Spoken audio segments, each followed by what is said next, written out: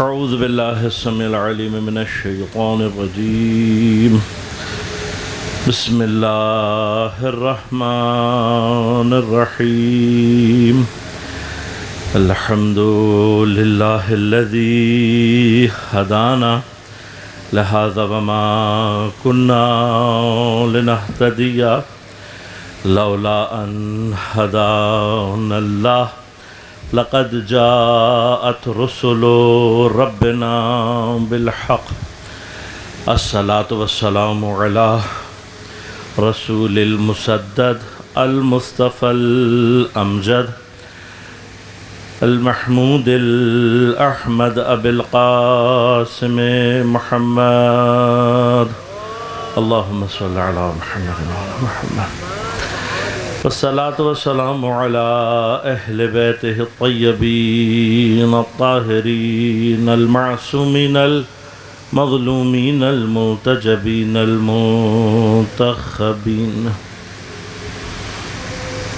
لا سيما بقية الله في الأراضين روحي وأرواح العالمين لتراب مقدمه الفداء ولعنة الله على أعدائهم أجمعين أما بعد قال الله تعالى في كتابه الكريم بسم الله الرحمن الرحيم قل سيروا في الأرض فانظروا كيف كان عاقبة الذين من قبل كان أكثرهم مشركين فأقم وجهك للدين القيم من قبل أن يأتي يوم لا مرد له من الله يومئذ يصدعون صلوات اللهم صل على محمد وعلى محمد اجل فرجهم مومنین کرام سامعین محترم عزیزان گرام قدر سورہ مبارکہ روم کی اجمالی تفسیر اور معارف کے حوالے سے ہماری گفتگو کا سلسلہ جاری ہے۔ کل ہم نے سورہ مبارکہ روم کی 41 نمبر آیت کے فرمایا ظہر الفساد فی البر والبحر بما کسبت ایدی الناس لیذیقہم بعض الذی عملوا لعلہم یرجعون کہ خشکی اور تری میں فساد ظاہر ہو گیا کس وجہ سے؟ بما کسبت ایدی الناس، اس چیز کی وجہ سے جو لوگوں نے اپنے ہاتھوں سے کمایا ہے، جو اپنے ہاتھوں سے انجام دیا۔ یقیناً فساد کا لفظ یہ بتا رہا ہے کہ پروردگار کی جو مراد ہے وہ کیا ہے؟ ان کے اعمال سوء، گناہ اپنے ہاتھوں سے انجام دیے ہوئے اعمال کا نتیجہ کیا ہے کہ زمین اور خشکی میں اور تری میں یعنی پوری زمین میں فساد ظاہر ہو گیا۔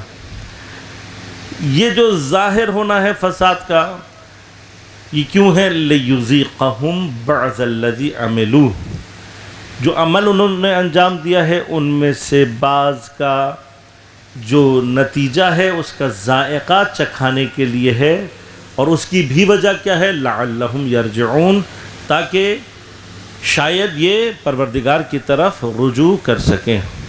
لہذا میں نے کل آپ کی خدمت میں عرض کیا تھا کہ انسان اپنے اعمال سوء کا نتیجہ جب دنیا میں دیکھتا ہے بعض اوقات تو اسے اس بات کی طرف توجہ کرنی چاہیے کہ جب دنیا میں اس عذاب کی کیفیت کے جو مختصر بھی ہے اور محدود بھی ہے، اس کیفیت کو جو ضعیف کیفیت ہے میں اس کو تحمل اور برداشت نہیں کر سکتا، تو اب قیامت کے دن جہاں پر عذاب کی کیفیت طولانی بھی ہوگی، عذاب کی کیفیت لامحدود قسم کی بھی ہوگی اور شدید تر ہوگی، تو میں اسے کیسے تحمل کر سکتا ہوں؟ یہ تقریباً اسی نوعیت کے، اب غور کیجیے گا، انسان اس کی تشریح کو اگر تلاش کرنا چاہے اسی قرآن کی آیت کی تو شاید ایک بہترین شرح جو ہے اس کی وہ دعائے کمیل میں حضرت امیر المؤمنین علیہ السلام نے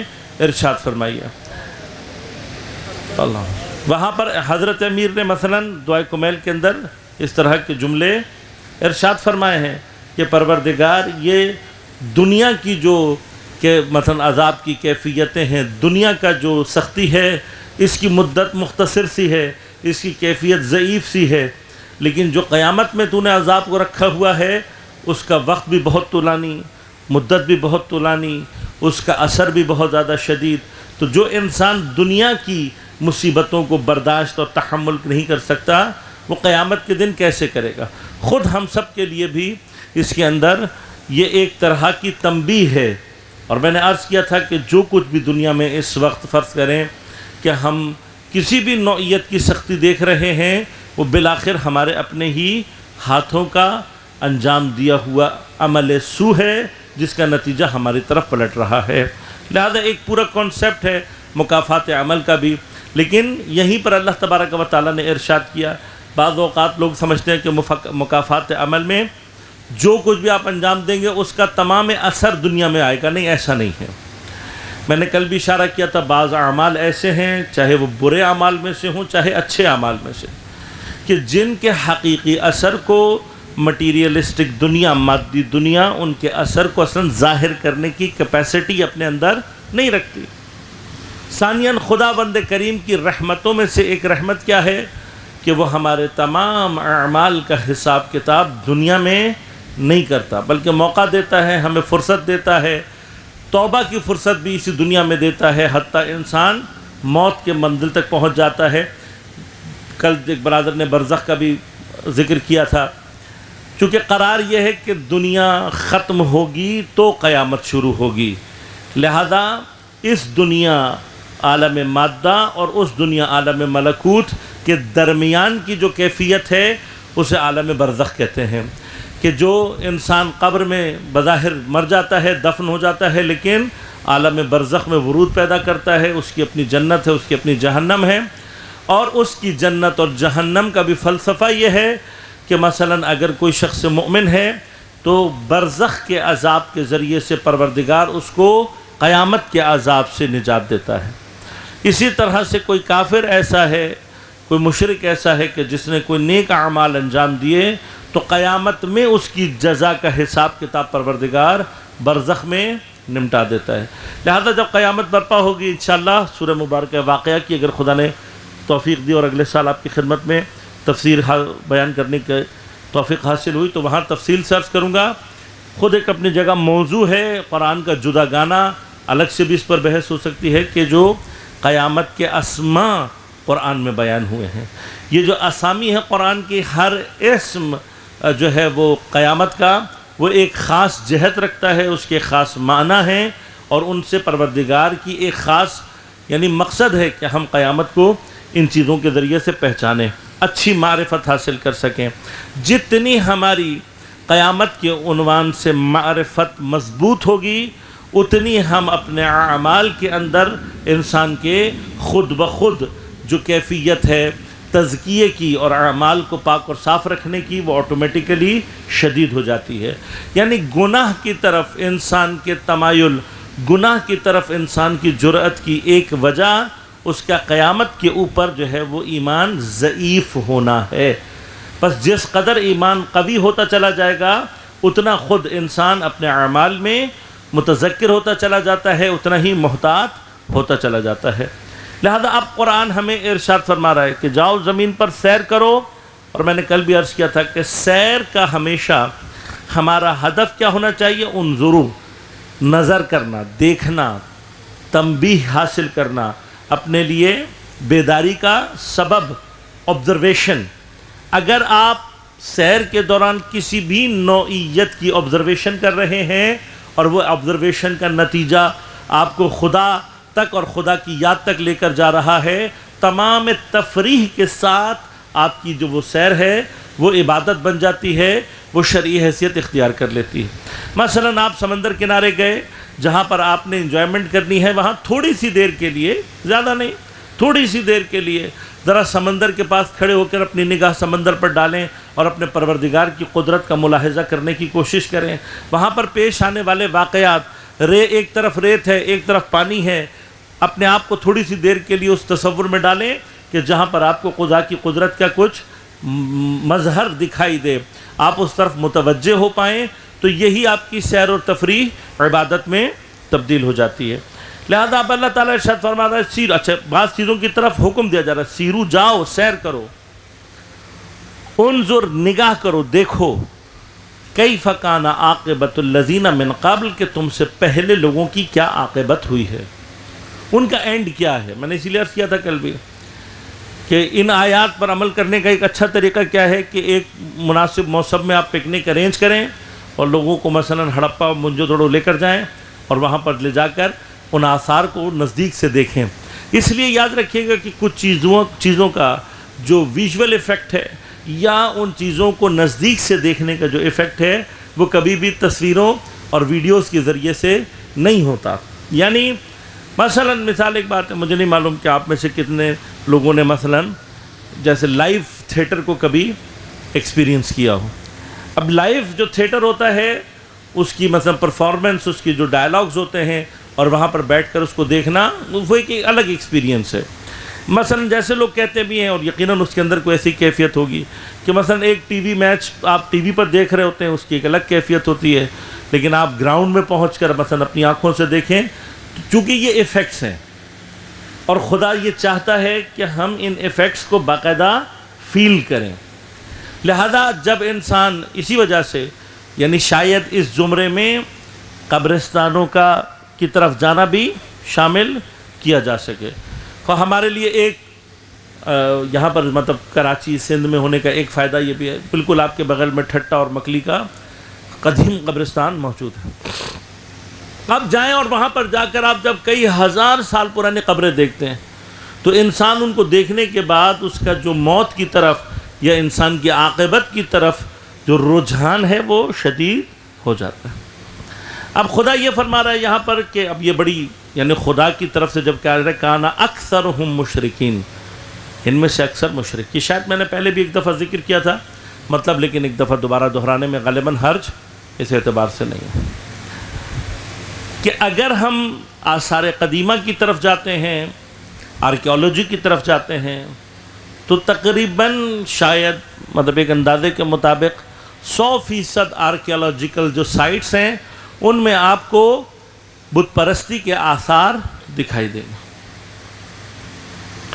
اچھا یہ وجہ بنتی ہے کہ بعض لوگ ہم سے یہ سوال کرتے ہیں، غرب میں بھی ایک سوال ہے، وہ یہ کہتے ہیں آپ کہتے ہو جی حضرت آدم سے شروع ہوا، ایمان سے شروع ہوا سلسلہ، توحید پرستی سے شروع ہوا سلسلہ، تو ہمیں تو گزشتہ جتنے بھی ہم نے اقوام کے آثار کو کھنگالا، اس کو حاصل کیا، ڈھونڈا، ہمیں کہیں پر بھی توحید پرستی کے آثار نہیں ملے۔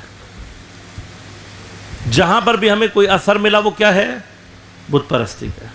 اب اس کے دو جواب ہیں۔ ایک جواب اس کا کیا ہے؟ ایک جواب اس کا پہلا تو یہ ہے کہ توحید پرستی، توحید کی کیفیت ہی ایسی ہے کہ توحید کے خارجی کوئی آثار نہیں ہوتے۔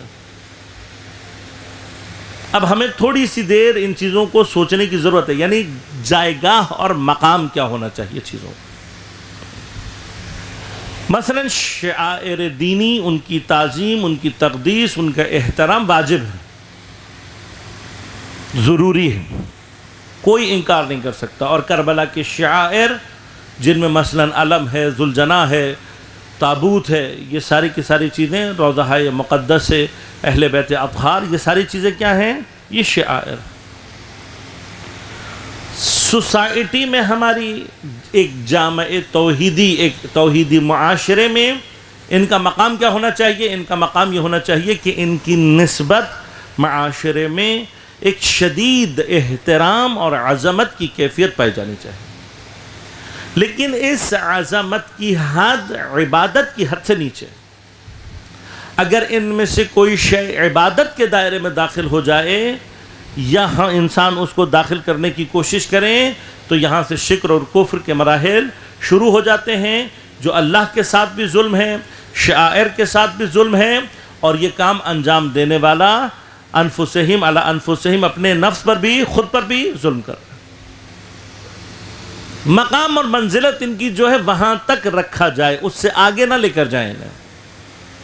ہر ایک چیز کو اس کی حد میں، عبادت کی جو حد ہے اس کو عبادت تک رکھیں، تعظیم، تقدیس، احترام کی جو حد ہے اس کو وہاں تک رکھیں۔ آپ اس سے آگے لے کر جائیں گے تو مسائل پیدا ہونا شروع ہو جائیں گے۔ لہذا اب اگر ٹیکنیکلی دیکھا جائے تو جو آپ کی مثلا توحید کا جو سسٹم ہے سوشل، کسی بھی معاشرے کے جو توحیدی معاشرہ ہے، اس کے اندر کوئی ایسے آثار آپ کو ملیں گے ہی نہیں کہ جس سے آپ اندازہ لگائیں کہ یہ معاشرہ مثلا چونکہ خدا کے توحید پرستی کے، میں نے عرض کیا، کوئی ظاہری آثار زیادہ سے زیادہ کیا آپ کو ایک جگہ مل جائے گی کہ جو عبادت گاہ کے عنوان سے فرض کریں آپ اس میں کوئی، اب اگر فرض کریں کہ مسجد کا کوئی ایسا آثار ہو تو شاید اس کا اگر کوئی جنرل اسٹرکچر، کوئی ایسی چیز اس کے اندر سے نکل آئے تو نکل آئے، وہ بھی یعنی یہ جو ماڈرن کنسٹرکشن ہے، یا اب یوں سمجھ لیں کہ ایون ماڈرن نہیں کہہ سکتے ہم، مثلا اسلام کے فوراً بعد کی آپ کیوں تصور کر لیں جو کنسٹرکشن ہے مسجد کی،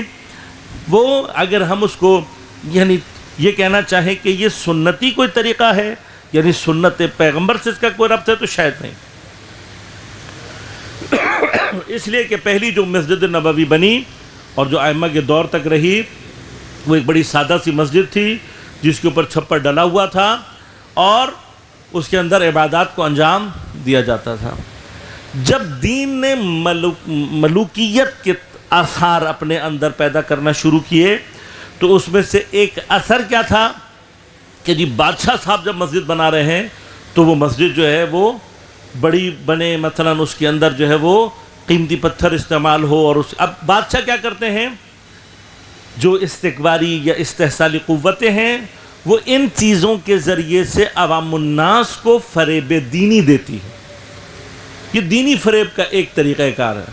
خوبصورت سی مسجد بنا دو، بڑی سی مسجد بنا دو، مسجد میں اہتمام اچھا کر کے اب دنیا بھر کے گناہ انجام دیتے رہو، عوام کیا دیکھے گی؟ عوام کا کام مسجد سے وہ کہے گا بھائی یہ تو مومن لوگ ہیں۔ اب آپ جانتے ہیں خائنین حرمین شریفین اتنی مدت سے انہوں نے مثلا کچھ پیسہ خانہ کعبہ پر، کچھ پیسہ مسجد النبوی پہ لگا کر ایک بڑی دنیا کو ایک بڑی مدت تک بے وقوف بنا کر رکھا۔ اب ہیں عوامی جذبات یہی ہیں، وہ وہاں جا کر جب دیکھتے ہیں کہ جی بڑا قیمتی پتھر ہے اور فلاں چیز کا انتظام اچھا ہے اور فلاں چیز کا انتظام اچھا ہے، تو وہ یہ کہتے ہیں کہ بھائی یہ کیسے ہو سکتا ہے کہ ایک مومن آدمی جو ہے وہ یہ سب کچھ کرے۔ تو اب خدا کا شکر ہے کہ ان کے چہروں پر سے پردے ہٹے ہیں اور واضح اور آشکار طور پر انہوں نے اپنا جو خبث باطنی اس کو ظاہر کرنا شروع کر دیا ہے۔ اب وہی جن کو آپ خادمین سمجھ رہے تھے وہ ایسی خیانت بزرگ کر رہے ہیں کہ تاریخ میں شاید یہ کام کسی نے انجام نہیں دیا ہوں گے، کہ حجاز کی سرزمین پر اور مکہ اور مدینہ کی سرزمین پر جو ہے وہ دنیا بھر کے جو فحاشی ہے اور دنیا بھر کے جو جرائم اور گناہان کبیرہ ہیں ان کے سلسلوں کو وہاں پہ شروع کیا جا رہا۔ لہذا اب پروردگار ایک تو مرحلہ کیا ہے کہ اب یہ گنبد، یہ مینار، یہ سب ملوکیت کے آثار ہیں، یہ اسلامی آثار، آپ ان کو اس طریقے سے نام نہیں دے سکتے کہ یہ اسلامک اسٹائل آف کنسٹرکشن ہے۔ ہاں مسلم اسٹائل آف کنسٹرکشن آپ اس کو نام دے سکتے ہیں، کہ مثلا جیسے عیسائیوں میں حضرت عیسیٰ نے تو کوئی نہ چرچ بنایا نہ کوئی عبادت گاہ بنائی، کچھ مختصر مدت کے لیے وہ اپنے درمیان میں رہے۔ اب ان کے جانے کے بعد یہ جو مثلا چرچ کا ایک خاص شکل ہے یہ بعد کے لوگوں نے بنائی ہے۔ اسی طرح سے ہمارے ہاں مسجد بھی بعد کے مسلمانوں نے، اور پھر وہ اب ہو سکتا ہے کہ آپ اس کے اندر کوئی سائنٹیفک اس کی امپورٹنس تلاش کر لیں کہ جی گنبد کا یہ اثر ہوتا ہے تو مینار اس لیے ضروری تھا، فلاں چیز اس لیے ضروری تھی۔ یہ ساری کی ساری باتیں جو کچھ بھی آپ مثلا اس کو کریں گے، اس کا قرآن سے یا مثلا دین سے یا پیغمبر سے ڈائریکٹلی کوئی ریلیشن نہیں ہے۔ مسجد کی جتنی سادہ جگہ ہو، جتنی سادگی سے بنی ہوئی ہو، اور سب سے زیادہ اہم چیز کیا ہے اس میں طہارت اور نجاسات کے مسائل کا خیال رکھنا۔ مومنین کے لیے، عبادت گزاروں کے لیے جتنی کمفرٹیبل ہو، یہ مسجد کی خاصیتیں ہیں۔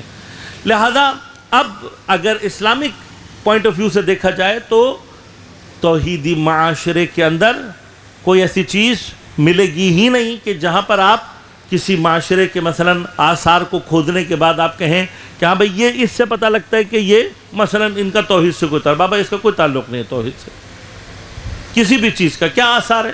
آپ نے نماز پڑھنی ہے، نہ آپ کو سامنے کوئی بت چاہیے، نہ آپ کو کوئی تصویر چاہیے، نہ آپ کو کوئی نشان چاہیے، روزہ رکھنے کے کوئی ظاہری آثار نہیں ہے، جہاد کے بظاہر کوئی ظاہری فزیکل آثار نہیں ہے، زکوٰۃ، خمس، کسی بھی چیز کے کوئی ظاہری آثار پس توحیدی معاشرے کے اول تو یہ بات. ثانیاً اسی سے جو بات ایک سمجھ میں آتی ہے، جب آپ کو اب یہ مثلاً ڈیٹا کلیکشن کے اندر یہ چیزیں بڑی امپورٹنٹ ہوتی ہیں کہ اگر آپ کے پاس فرض کریں کہ 100% ڈیٹا اس بات کا آیا ہے کہ جتنے بھی ہمیں آثار تباہ شدہ ملے ہیں ان میں ہر جگہ بت پرستی ہے، تو یہ خود اس بات کو ثابت کرتی ہے جو قرآن کا دعویٰ ہے کہ اللہ تبارک و تعالیٰ نے ایسی بستیوں کو نابود کر دیا جو مشرک تھیں اور بت پرست تھیں. تو آپ کا ڈیٹا تو قرآن کے ان معاملات کو 100% ثابت کر رہا ہے. پس طول تاریخ میں جو توحیدی معاشرے ہیں وہ کبھی بھی عذاب کا شکار نہیں ہوئے. تو جب عذاب کا شکار نہیں ہوئے تو آپ کو ان کے آثار، ان کے کھنڈرات اس شکل میں کبھی بھی ملیں گے ہی نہیں کہ آپ یہ کل کو یہ کہہ سکیں کہ بھئی یہ توحیدی معاشرہ تھا. پس اب خود انسان کی غور اور فکر کے لیے یہ مراحل ہیں کہ جو بستیاں یعنی مشرک اور کفر کا شکار ہو جاتی ہیں وہ نابود ہو جاتی ہیں. یعنی کچھ چیزیں اللہ کا عذاب ہے اور کچھ شرک اور بت پرستی اور کفر کے جسے کہنا چاہیے تکوینی آثار ہیں، اور ان میں سے ایک اثر یہ ہے کہ وہ بستیاں، وہ تمام کی تمام قومیں، ملتیں کیا ہو جاتی ہیں؟ تباہ اور برباد ہو جاتی ہیں. ایک چھوٹا سا اشارہ کرنا چاہوں گا اس بات کی طرف بھی تاکہ تھوڑے سے ذہن آپ کے متوجہ رہیں.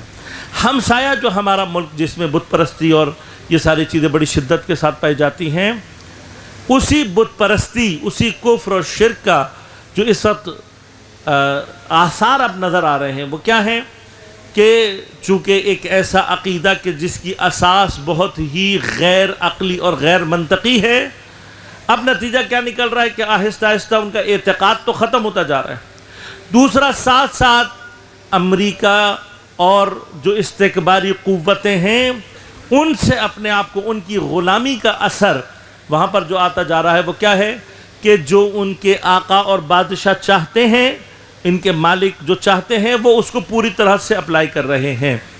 یہ جو وہاں پر آپ اس وقت دیکھ رہے ہیں کہ ہندو مسلم ایک کیفیت ہے تشنج کی ایجاد ہو رہی ہے، ہر روز مسلمانوں کے خلاف ایک چیز آ رہی ہے، آج پردے پہ پابندی لگا دی، کل فلاں چیز پر پابندی لگا دی.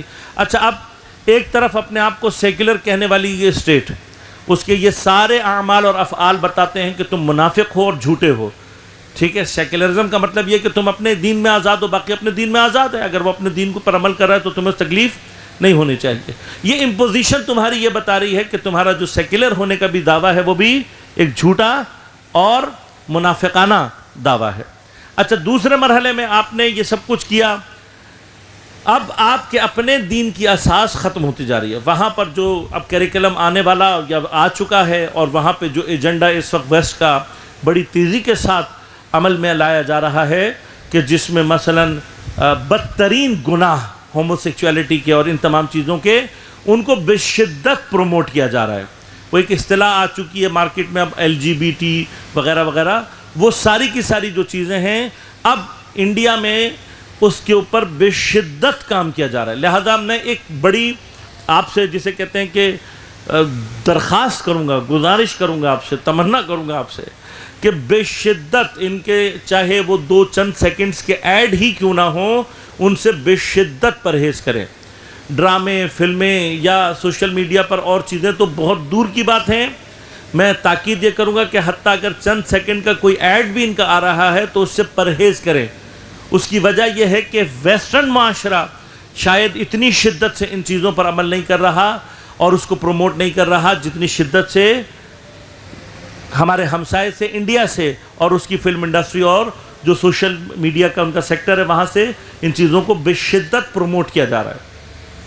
اور ہدف یہ ہے کہ لازمات آپ جانتے ہیں کہ پچھلے کچھ مدت میں بڑی پلاننگ کے ساتھ وہاں کی فلم انڈسٹری کو بڑا استحکام دیا گیا اور باقاعدہ اس کے اوپر پیسے خرچ کیے گئے، اس کو بڑا مضبوط بنایا گیا. اور یہ مت سمجھیے گا کہ اس میں ان کا اپنا کوئی ذاتی کمال ہے، باقاعدہ ویسٹ نے آ کر ان کے اوپر ورکنگ کی اور ان کو ٹیکنیکل اعتبار سے مضبوط بنایا اور بہت سارے اعتبار سے ان کو استحکام دیا. مقصد کیا تھا کہ اس ریجن میں چونکہ زبان بالآخر ایک معنی ہے.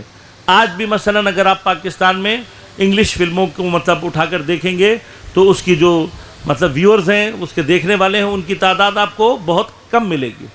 لیکن اردو زبان میں، اور یہی وجہ تھی کہ انڈین مطلب فلموں نے، ڈراموں نے، ان تمام چیزوں نے بشدت نفوذ کیا. اچھا چونکہ ایک کلچرل سملیرٹی بھی ہماری اور ان کے درمیان میں پائی جاتی ہے تو اس پورے منطقے میں یعنی صرف پاکستان میں نہیں، بنگلہ دیش میں، میانمار میں، اللہ آپ کا بھلا کرے، ایران میں، افغانستان میں، پوری جو عرب اسٹیٹس ہیں وہاں پر آپ دیکھیں گے کہ انڈین جو فلمیں، ڈرامے اور ان کا رواج جو ہے وہ بشدت زیادہ ہے. اب یہ پوری کی پوری ایک پلاننگ تھی کہ جس کے ذریعے سے مقصد کیا تھا کہ جو کلچرل چینج ہے اس کو جب کسی سٹیج پر لے کر آنا ہوگا تو یہ بڑا غیر محسوس طریقہ ہے. یعنی ایک طرف ہم جو ہمیں اور آپ کو ذہنی طور پر مشغول رکھا ہوا ہے کہ جی وہ روس نے حملہ کر دیا، فلاں جگہ فلاں نے حملہ کر دیا، یا فلاں ملک کے اندر یہ حالات ہو گئے، فلاں ملک کے اندر وہ حالات ہو گئے، اوپر سے مجھے اور آپ کو کووڈ میں مشغول کر دیا اور میں آپ پریشان ہیں، ماسک لگائے پھر رہے ہیں، پتہ نہیں کیا کیا دنیا بھر میں ہو رہا ہے. اب عین اس سارے کیوس کے درمیان میں سب سے آسان اور سستی انٹرٹینمنٹ کیا ہے؟ T V.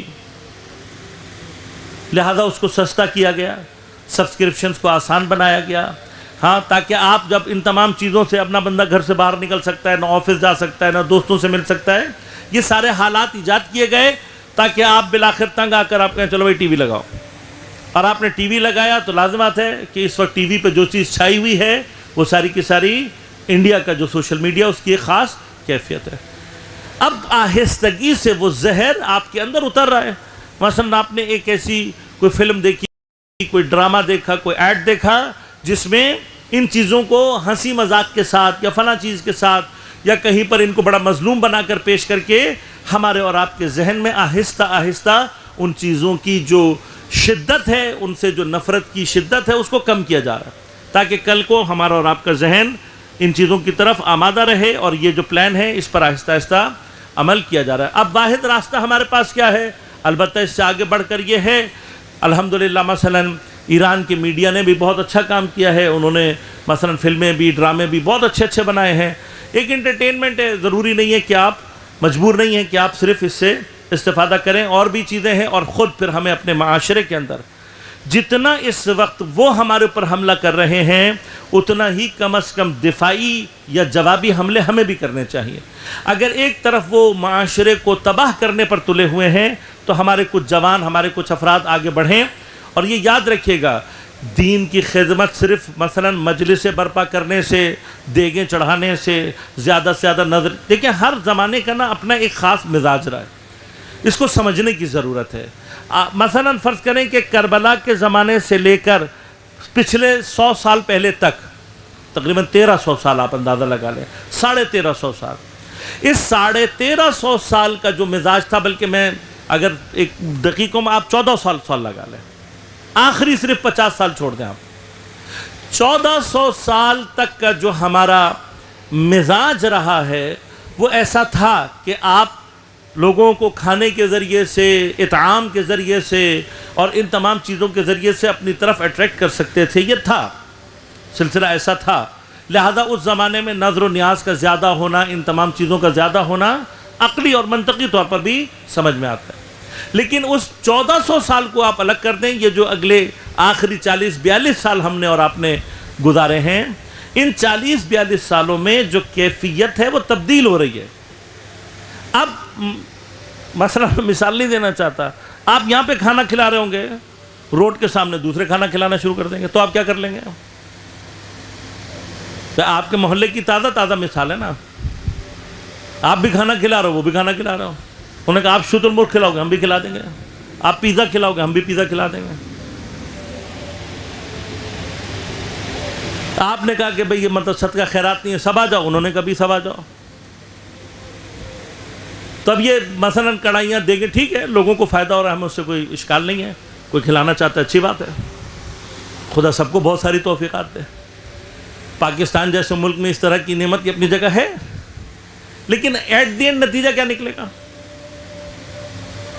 ٹھیک ہے، غریبوں کو کھانے کو مل جائے گا. پاکستان میں تو بہت سارے امیر بھی ایسے ہوں گے جنہوں نے شتر مرغ نہیں کھایا ہوگا، چلو وہ اس بہانے شتر مرغ کھا لیں گے. نتیجہ کیا نکلے گا؟ ہماری انرجیز جو اس وقت اس پر لگ رہی ہیں اس سے زیادہ دشمن ہمارے اندر نفوذ کر رہا ہے میڈیا، سوشل میڈیا کے ذریعے سے.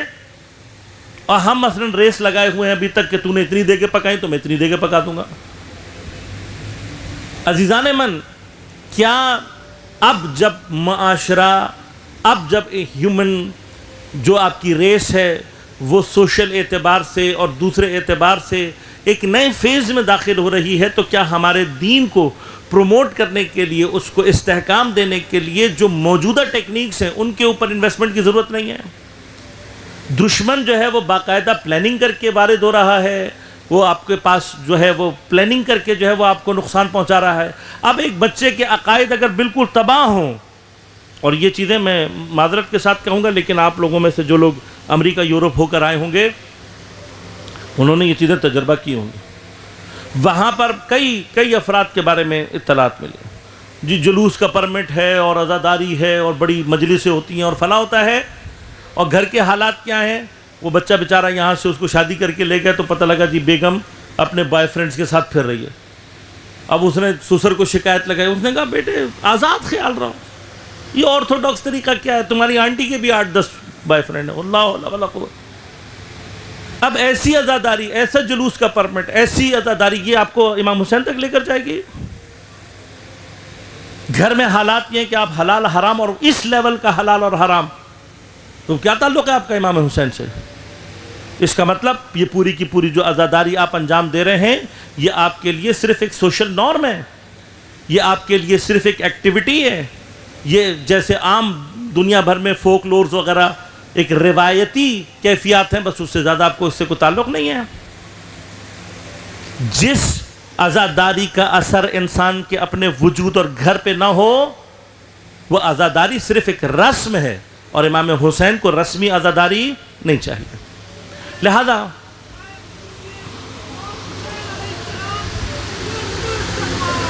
اللہم صلی اللہ علیہ وسلم، لہذا اب جب قرآن کہہ رہا ہے کہ کانا اکثرہم مشرکین، تو خود آرکیولوجیکل جو سائنٹسٹ ہیں ان کی یہ تحقیق کہ اکثر جو آبادیاں ملی ہیں وہ بت پرست تھے، مشرک تھے۔ تو اس سے میں نے عرض کیا کہ خود قرآن کی جو یہ آیت ہے اس کی تصدیق خود بخود ہو جاتی ہے کہ قرآن آپ کو آج سے 1400 سال پہلے بتا رہا ہے کہ جاؤ اور جا کر تم ان کو دیکھو، جب تم دیکھو گے تو تمہیں پتہ لگے گا کہ ان کی اکثریت مشرک رہی ہے۔ بس اب جب تم یہ سارے حالات دیکھ رہے ہو، اب یہ چونکہ میں مطلب تفصیل سے آپ کی خدمت میں عرض کر چکا ہوں، تیزی سے آگے بڑھوں گا۔ فَأَقِمْ وَجْهَكَ لِلدِّينِ الْقَيِّمِ، ابتدائی آیت جہاں سے ہم نے بات شروع کی تھی، فَأَقِمْ وَجْهَكَ لِلدِّينِ حَنِيفًا، ذَلِكَ دِينُ الْقَيِّمِ، وہاں پر یہ بات چونکہ پوری میں ریپیٹ کر چکا ہوں، اس کو زیادہ ڈیٹیل میں نہیں جاؤں گا، لیکن وہاں پر حنیف اور قیم آگے چل کر ایک ہی آیت میں دونوں باتوں کو اللہ نے عرض کیا تھا۔ یہاں پر اللہ تبارک و تعالیٰ صرف ایک جو صفت ہے دین کی، قیم، میں نے بتایا تھا قیم قوام سے ہے، یعنی اسٹرینتھ، ایک ایسا دین کہ جس کا اسٹرکچر بڑا مضبوط ہے۔ اور یہ بات انشاءاللہ مثلا انسان تھوڑا سا اس پر ریسرچ کرے، تھوڑی سی اس پر تحقیق کرے کہ اسلام جو آپ کو سوشل اسٹرکچر بنا کر دیتا ہے، اکنامک اسٹرکچر بنا کر دیتا ہے، پولیٹیکل اسٹرکچر بنا کر دیتا ہے، جتنے بھی آپ ہیومن لائف کی ڈائمنشنز میں اتریں گے وہاں پر دین آپ کو ایک بہترین اسٹرکچر فراہم کرنے والا دین ہے، مضبوط اسٹرکچر فراہم کر کے دینے والا۔ مثلا عدلیہ کا، عدالت کا، قضاوت کا جو نظام ہمارا دین نے دیا ہے وہ بڑا بہترین نظام ہے۔ لوگوں کے درمیان میں آپس میں معاملات کو حل کرانے کا جو نظام دین نے دیا ہے وہ بہت ہی بہترین نظام ہے۔ اور اگر ان نظاموں کو مثلا خود پنشمنٹ کا جو سسٹم اسلام نے دیا ہے، ٹھیک ہے آج ویسٹ میں وہ بہانے بنا کر وہ ہیومن، مجھے سمجھ میں نہیں آتا کہ یہ ہیومینٹی کے نام پر کس کا ساتھ دے رہے ہیں، یہ کس کو ہیومن شمار کرتے ہیں، یہ بات مجھے آج تک سمجھ میں نہیں آئی ہے۔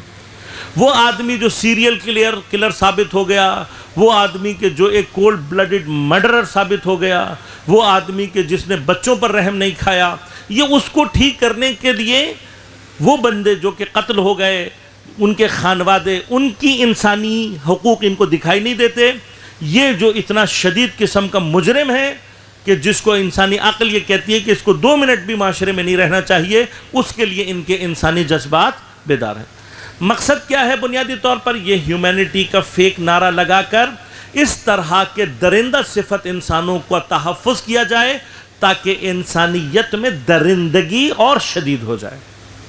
بڑا سمپل سا مسئلہ ہے. ایک جو مجرم ہے اگر اس کو صرف ایک مرتبہ یہ بات سمجھ میں آ جائے کہ مجھے میرے کیے کی سزا نہیں ملے گی تو اس کو بدترین مجرم بننے سے کوئی نہیں روک سکتا.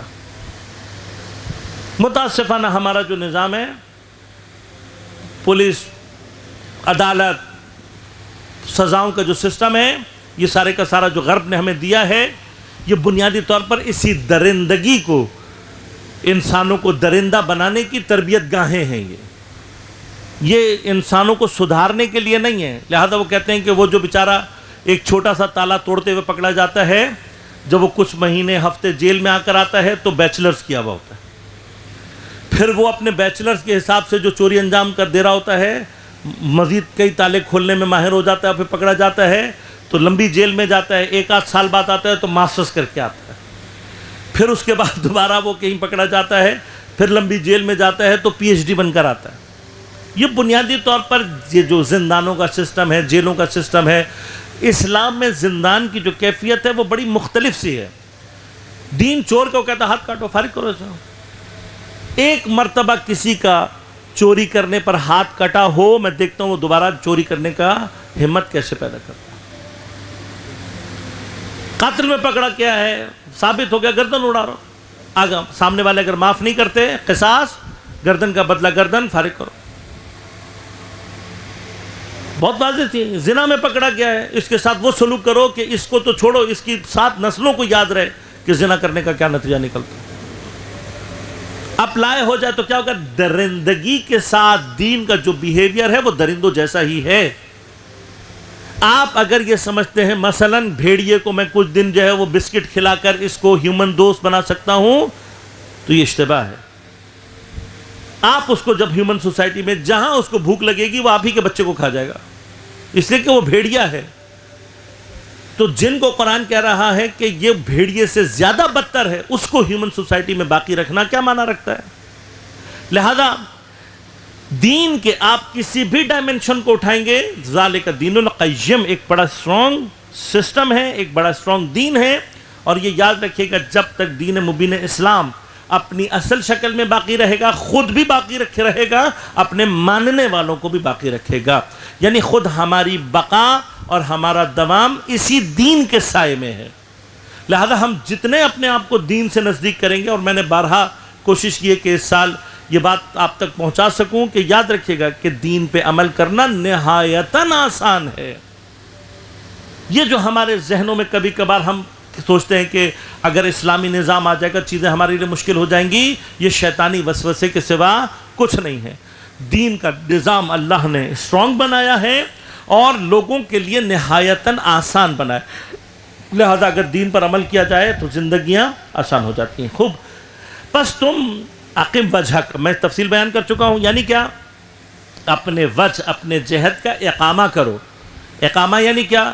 اس دین کے آثار تمہارے وجود سے اگر ظاہر ہو رہے ہیں تو اس کا مطلب کہ تمہاری جہت، تمہاری ڈائمنشن دین کی طرف ہے. یعنی میں کیسے یہ اندازہ لگاؤں کہ میں اسے جو قرآن کا حکم ہے کہ فَأَقِمْ وَجْهَكَ لِلدِّينِ، آپ دین کے لیے اپنا چہرہ دین کی طرف کریں یا اپنے وجہ کا اقامہ دین کی طرف کریں. تو دین میں نے بتایا کوئی فزیکل شے نہیں ہے، تو بس یہاں پر مراد چہرہ دین کی طرف کرنا نہیں ہے، بلکہ اقامہ وجہ کا معنی کیا ہے؟ آپ اپنی زندگی کی جہت کو، اپنی زندگی کی ڈائریکشن کو دین کے مطابق دین کی طرف کر دیں. اب میں دین کے مطابق زندگی گزار رہا ہوں یا نہیں، میں نے اقامہ وجہ اپنی ڈائمنشن کو دین کی طرف کیا ہے یا نہیں، کیسے پتہ لگے گا؟ دین کے آثار میرے وجود سے ظاہر ہونے چاہیے. بس اگر دین کے آثار میرے وجود سے ظاہر ہو رہے ہیں، میں اس پر عمل کر رہا ہوں. کیوں یہ کرو؟ دین قیم کو اپنی زندگی کی جہت قرار دو. کیوں؟ من قبل ان یاتی یوم لا مرد لہ، اس سے پہلے کہ وہ دن آ جائے کہ لا مرد لہ، جہاں سے واپسی کا کوئی امکان نہیں. کوئی امکان ایسا نہیں. یہ دن کس کی طرف سے ہے؟ من اللہ، اللہ کی طرف سے. بس قیامت کی جو ساری کی ساری چیز ہے وہ کس کے ہاتھ میں ہے؟ پروردگار کی جانب سے۔ اس سے پہلے کہ پروردگار اس دن کو واقع کرے، وہ دن تم تک پہنچے، قیامت کی جو سچویشن آپ جانتے ہیں، موت، قیامت کی وہ سچویشن ہے موت کے لیے عین ممکن ہے کہ ہم بہت ساری مثالیں ایسی پیدا کر لیں کہ جہاں پر بہت سارے افراد مرنے کے بعد دوبارہ زندہ ہوئے اور ان کو موقع مل گیا، بہت ساری مثالیں ایسی۔ لیکن قیامت کے لیے اصلاً امکان پذیر نہیں ہے واپسی، کوئی اصلاً ممکن نہیں۔ ایک مرتبہ قیامت کے برپا ہونے کا مطلب اب کوئی واپسی، کوئی اور بازگشت ممکن نہیں ہے۔ یومئذ یصدعون، صدعا چیزوں کو جدا کرنے کے معنوں میں ہوتا ہے۔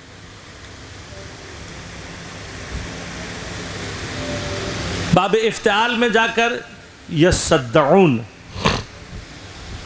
معنی کیا بنتا ہے اس کا؟ معنی یہ بنے گا اس کا کہ وہ دن جب اللہ تعالیٰ لوگوں کو گروہ گروہ کر دے گا، اور یہ واضح طور پر ہے قیامت کے بہت سارے آثار، قیامت کی بہت ساری گفتگو جو قرآن نے کی ہے، ان میں سے مثلا قیامت کے آثار میں سے ایک اثر کیا ہے کہ قیامت کے دن لوگ اپنے ایمانی کیفیت کے اعتبار سے، جو انہوں نے ایمان رکھا ہوا ہوگا، اس اعتبار سے کیا ہوں گے؟ گروہ گروہ بنتے چلے جائیں گے۔ لہذا دنیا میں ہم جس کسی کو فالو کر رہے ہیں، قیامت کے دن جو پہلی سارٹمنٹ ہونی ہے وہ اس اعتبار سے ہوگی۔ امام محمد باقر علیہ الصلوۃ والسلام، اللہم صلی اللہ علیہ وسلم، حضرت فرماتے ہیں کہ قیامت کے دن لوگ جس چیز سے محبت کرتے ہیں انہیں اسی شے کے ساتھ محشور کیا جائے گا، حتیٰ اگر کوئی ایک پتھر سے اس کو لگاؤ ہے، اس پتھر سے اس کی دل لگی ہے، اس پتھر سے اس کا تعلق ہے، تو پروردگار قیامت کے ساتھ اس کو اسی پتھر کے ساتھ محشور کرے گا۔ اب یہ ہم نے اپنی زندگی میں خود طے کرنا ہے۔ سیاسی اعتبار سے جو ہم اپنی ایک بلونگنگ ایجاد کر لیتے ہیں، فلاں پارٹی فلاں پارٹی فلاں پارٹی، ایسا نہ ہو کہ قیامت کے دن جب ہمیں محشور کیا جائے تو پتہ لگا کہ وہاں پر بھی اسی پارٹی کے ساتھ۔ اگر امام کی پارٹی کے ساتھ رہنا ہے، اگر آپ چاہتے ہیں کہ کیوں، یہ ہے نا یوم ندعو کل اناس بے امامہم، قیامت کے دن ہم تمام لوگوں کو ان کے امام کے ساتھ بلائیں گے، تو ایک گروہ خود بخود یہ ایجاد ہوگا۔ اب جب یہ گروہ ایجاد ہوگا تو اب اس میں لازمات ہے، ایک بڑی تعداد دنیا میں ایسی ہے جو بظاہر کسی کو امام نہیں مانتی، تو وہ کس کے ساتھ آئے گی؟ دنیا میں جس کو سنتے ہیں۔ اب فلاں اسپیکر ہے، فلاں بولنے والا ہے، فلاں عالم ہے اپنے مذہب کا، اپنے مکتب کا، اور ایک جمعیت ہے جو اس کو سن رہی ہے، اور ایک تعداد ہے لوگوں کی جو سن رہی ہے اس کو اور اس پر عمل کر رہی ہے، تو قیامت کے دن یہ اسی کے ساتھ محشور کیا جائے گا۔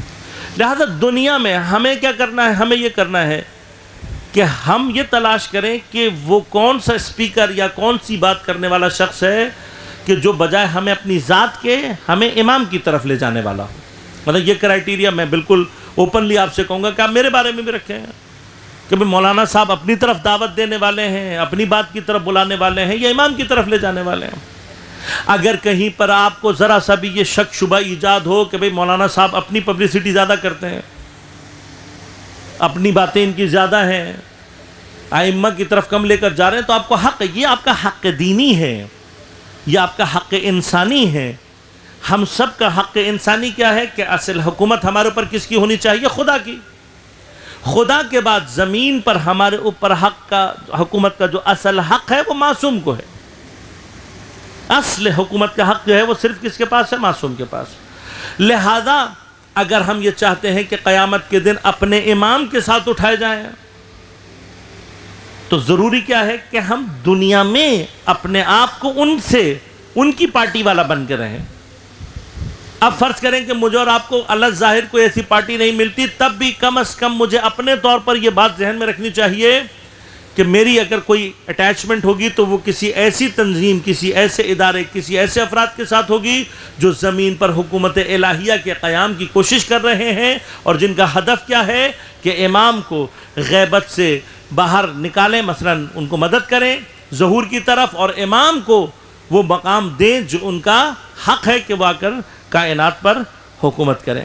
پس من کفر فعلیہ کفرہ ومن عمل صالحا فلانفسہم یمہدون۔ من کفر، جس نے کفر کیا، فعلیہ کفرہ، اس کا کفر اسی کے اوپر آئے گا۔ ومن عمل صالحا، اور جس نے نیک عمل انجام دیا، فلانفسہم، اس کے اپنے نفس کے لیے فائدہ ہے۔ اب یہ بڑا خوبصورت انداز ہے، یعنی یہ جو فنی انداز گفتگو ہوتا ہے بعض اوقات فصاحت اور بلاغت کے اعتبار سے، یہ بڑی خوبصورت جہت ہوتی ہے۔ عرب میں معمولاً علا کا جو لفظ ہے وہ ایک نیگیٹو بار کے ساتھ ہے، ہمیشہ نہیں ہوتا۔ ایک شعر میں کہیں پڑھ رہا تھا برادران اہل سنت کی، تو وہ اللہم صلی علی محمد و آل محمد درود کی شعر میں علا کے اوپر جو ہے وہ یہ بحث آ کر رہے تھے، تو انہوں نے، مجھے نہیں پتا کہاں سے انہوں نے یہ مطلب لیا کہ جی علا ہمیشہ نیگیٹو معنی میں ہوتا ہے۔ مثلا دعا لہو اگر کہیں گے تو ہوگا اس کے حق میں دعا کرنا، لیکن اگر کہیں گے دعا علیہ تو یہ ہوگا کہ اس کے اوپر نفرین کرنا، اس کو بد دعا دینا۔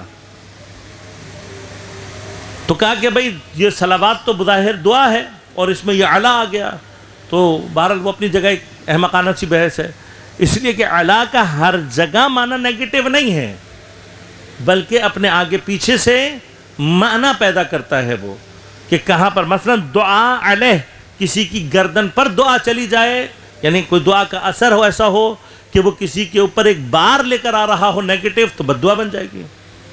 اور لہو فائدے کے لیے اگر ہو جائے دعا تو دعا عام دعا بن جائے گی۔ صلاۃ کے اندر کوئی ایسی نیگیٹو چیز ہے ہی نہیں کہ اگر صلاۃ کو علا کے ساتھ بیان کیا جائے تو وہ کوئی نیگیٹو بار علا کے اندر پیدا ہو۔ بس علا کے اپنے اندر کوئی نیگیٹو ہی نہیں ہے، علا کے اندر جو ہے وہ ایک ذمہ داری کی کیفیت ہے، یعنی کسی کی گردن پر کچھ آ جانا۔ اب اگر میری گردن پہ کوئی اچھی چیز آ رہی ہے تو اس میں کوئی برائیاں نہیں ہے، لیکن معمولاً اس چیز کا مثلا من کفر فعلیہ کفرہ، اس کی گردن پہ ہی اس کا کفر ہے۔ اب یہ گردن پر کفر کا آ جانے کا کیا معنی ہے؟ نیگیٹو معنی ہے۔ لیکن جہاں ایمان اور عمل صالح کی بات کی اللہ تعالیٰ نے، وہاں پہ لام کو استعمال کیا، فرمایا کہ وَمَنْ عَمِلَ صَالِحًا فَلِأَنفُسِهِمْ، اپنے نفس کے لیے فائدہ۔ لہذا ہمارا یہ تصور کہ ہم نماز پڑھ کر کو خدا پر احسان کر رہے ہیں، روزہ رکھ کے ہم کو خدا پر احسان کر رہے ہیں، کوئی خدا غنی عن العالمین ہے۔ توحیدی مسائل میں کچھ چیزوں کو، کچھ صفات کو خدا کے بارے میں بہت کلیئر کریں اپنے ذہنوں میں۔ ایک بات میں نے پہلے بھی دہرائی تھی، آج بھی دہراؤں گا۔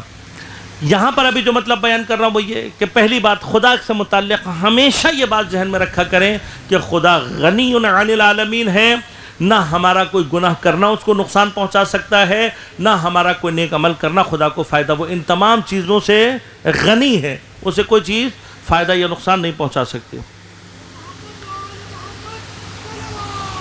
اللہم صلی علی محمد۔ اسی طرح سے جو بات پہلے بتائی تھی کیا، کہ یہ یاد رکھیں کائنات میں الٹیمیٹ جو کاز ہے وہ خدا کو سمجھے۔ اس کائنات میں جو کچھ بھی ہو رہا ہے اس کا الٹیمیٹ جو اثر ہے وہ اللہ کے ہاتھ میں، کوئی شے اللہ کی اجازت کے بغیر تاثیر گزار نہیں ہو سکتی۔ اس کانسیپٹ کو بار بار اپنے ذہن میں دہراتے رہیں گے تو انشاءاللہ جو توحیدی مباحث ہیں وہ آپ کے ذہن میں خود بخود مضبوط ہوتے چلے جائیں گے۔ فَلِأَنفُسِهِمْ يَمْهَدُونَ، مہد کسی چیز کو آمادہ کرنے کے معنی میں ہے۔ یمہدون، یہ عمل صالح کے ذریعے سے اپنی جنت کو خود آمادہ کر رہے ہیں۔ پروردگار نے جزا دینی ہے، لیکن کتنی دینی ہے؟ جتنا آپ عمل کریں گے۔ بس جتنے آپ کے نیک اعمال زیادہ ہوں گے اتنے ہی آپ کی جو جنت ہے وہ اسی اعتبار سے آپ کے لیے آمادہ ہوتی چلے۔ خدا نخواستہ کوئی شخص کفر کرتا ہے تو فعلیہ کفرہ، اس کا کفر خود اس کی گردن میں اور اس کے نقصانات اس کے اوپر آئیں گے۔ دعا کرتے ہیں پروردگار کے حضور میں کہ بار الہ بحق زہرا و ابیہا و بعلہا و بنیہا، اس ماہ مبارک رمضان سے صحیح معنی میں استفادہ کرنے کی توفیق ہمیں عنایت فرما۔ بار الہ اوقات ماہ مبارک رمضان آہستہ آہستہ اب گھٹنے کی طرف سے آ رہا ہے۔ کچھ دن رہ گئے ہیں، 17-18 دن رہ گئے، درود پڑھیے ایک مرتبہ بلند آواز سے۔ ان 17-18 دنوں کے اندر مثلا کم وقت رہ گیا ہے تو کوشش کریں کہ زیادہ سے زیادہ ماہ مبارک رمضان کی ساعات سے استفادہ کر سکیں، شدت سے دعا کریں، اور تمام دعاؤں میں سب سے پہلی دعا بار الہ بحق زہرا و ابیہا و بعلہا و بنیہا، منتقم زہرا، منتقم کربلا، منتقم خون شہداء، منتقم اسیران کربلا، امام زمان علیہ السلام کے ظہور میں تعجیل فرما، تمام علماء مراجع اعظام کی حفاظت فرما، بالخصوص آیت اللہ سیستانی رہبر معظم انقلاب اسلامی کی حفاظت فرما، حزب اللہ کی رہبریت، انصار اللہ کی رہبریت، حشد الشابر اس کی رہبریت کی حفاظت فرما، جہاں جہاں مومنین باطل سے برسر پیکار ہیں ان کو نصرت و کامیابی عنایت فرما، مومنین کو اپنے حفظ امان میں رکھ، ان کی پریشانیوں کو دور فرما، مشکلات کو آسان فرما، بیماروں کو صحت کامل عاجل عنایت فرما۔ بار الہ ہم سب کو امام زمان علیہ السلام کے اعوان و انصار میں شمار ہونے کی توفیق عنایت فرما۔ ربنا تقبل منا انک انت السمیع العلیم برحمتک یا ارحم الراحمین۔ سوالات لینے سے پہلے میں وہ اعلان کرنا چاہوں گا، 14 رمضان المبارک شب ولادت مولا حسن علیہ السلام کے موقع پر یہاں جشن منایا جائے گا، اور امام حسن کی مناسبت سے غازی عباس رفیع صاحب اپنے خیالات کا اظہار کریں گے، اور 15 رمضان المبارک یوم القدس کی مناسبت سے، اس کی اہمیت کی مناسبت سے یہاں گفتگو کی جائے گی۔ جن مومنین نے آج کے سیشن کے حوالے سے اگر کوئی سوالات کرنے ہیں تو اپنے ہاتھ بلند کر لیں، میں مائک لیا ہوں ان کے پاس۔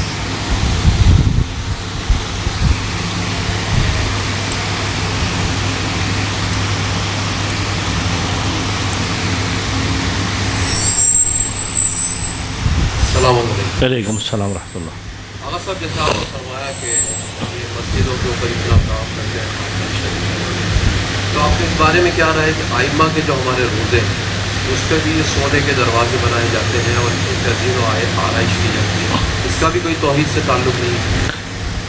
آقا جان، اگر حقیقتاً دیکھا جائے تو کوئی تعلق نہیں ہے۔ خوب، اب اس میں کرتے کیوں ہیں، یا اس کے جواز اگر آپ اس کا تلاش کرنا چاہیں تو بنیادی طور پر جو جواز سمجھ میں آتا ہے وہ یہ آتا ہے کہ دنیا میں بالآخر ایک ایسا سسٹم رائج ہوا ہے، اور اس کو اقوام میں اس اعتبار سے حیثیت دی جاتی ہے کہ جو ان کے رہبران ہیں ان کی عظمت کو ظاہر کرنے کے لیے، ان کی حیثیت کو ظاہر کرنے کے لیے کوئی ایک ایسا سلسلہ قائم کیا جائے کہ جس سے وہ عظمت ظاہر ہو سکے۔ خوب، اب اہل بیت کی عظمت بنیادی طور پر سونے چاندی ان چیزوں سے ظاہر نہیں ہوتی، لیکن دوسری جانب سے ایک فقہی مسئلہ پیش آتا ہے۔ وہ فقہی مسئلہ یہ ہے کہ اگر کوئی شے مثلا اہل بیت کے حرم کے لیے وقف کر دی جائے تو مثلا اب آپ کی علماء کی حتیٰ مثلا کسی ولی فقیہ کی بھی کیا حیثیت ہے کہ وہ اس کو کس حد تک تصرف کر سکتا ہے؟ آیا یہاں پر یہ پوری بحث آ جاتی ہے کہ آیا علماء مراجع اعظام اس حد تک تصرف کرتے ہیں کہ ایک چیز ہے میں نے سونا مثلا وقف کیا حضرت امیر کے، اس میں انہوں نے کہا بھائی نہیں سونا یہاں نہ لگاؤ، کہیں اور لگا دو، آیا یہ اجازت ان کے پاس ہے یا نہیں؟ تو علماء اسی وجہ سے مراجع اور علماء مساجد کے اعتبار سے چیزوں میں احتیاط کرتے ہیں۔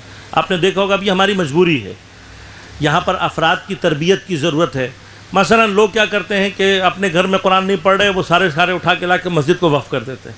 اب جیسے ہی آپ نے وقف پہ مسجد کر دیا تو جو مسجد کا عالم دین ہے وہ بیچارہ مجبور ہے کہ وہ جب آپ نے وقف کہہ دیا تو اب اس کو کہیں نہیں لے جا سکتا، کہیں اور اس کو استعمال نہیں کر سکتا، پس وہ بیچارہ مجبور ہے کہ جب تک کوئی ایسی سچویشن نہ آ جائے کہ جہاں پر اس کو کہیں اور فٹ کرنے کا معاملہ جواز پیدا کرے تب تک وہ مجبور ہے۔ اب ہم مسجد کو کوئی چیز دیتے ہوئے مثلا کبھی غور کریں، لہذا صرف یہ چیزیں نہیں ہیں جو آپ کو نظر آ رہی ہیں حرم میں ایک پورا انبار ہے وہاں پر چیزوں کا، وہ لوگ پتہ نہیں کیا کہ اپنے گھر کے سامان بھی بعض لوگ جا کے اٹھا کے حرم میں دے جاتا۔ اب حرم والے کیا کریں گے اس سامان کا؟ مسئلہ کیا ہے؟ مسئلہ صرف یہ کہ وہ چیزیں ایسی ہیں کہ جب ایک دفعہ آپ نے حرم کو وقف کر دیا تو جب تک خاص فقہی شرائط پیش نہیں آ جاتی تب تک وہ اس کو تصرف نہیں کر سکتے۔ لیکن انشاءاللہ جب امام آئیں گے، خود تشریف لے کر آئیں گے اور امام مثلا کہتے ہیں کہ بھئی یہ سونا اتار کے فلاں کر دو، تو ہم حاضر خدمت ہیں، ان کا مال ہے، وہی سارے حساب کتاب کرتے وہی چاہتے ہیں۔